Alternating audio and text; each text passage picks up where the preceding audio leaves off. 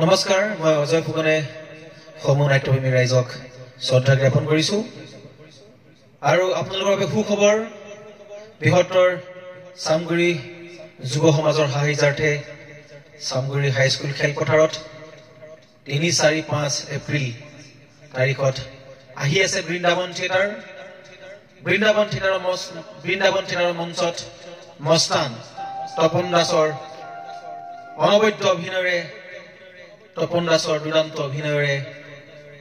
আহি আছে মস্তান লগতে মা দেউতাৰ মায়া আৰু মাতালৰ প্ৰেম কাহিনী তিনিখনকৈ খুব সুন্দৰ নাট বৃন্দাবন থিয়েটাৰ অসমৰ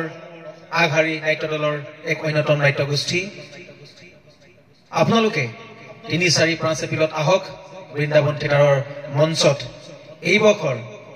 আটাইতকৈ ধুনীয়া তিনিখন নাট উপভোগ কৰক যিকেইখন নাটে ইতিমধ্যে কৰি অহা প্ৰতিটো পেণ্ডেলতে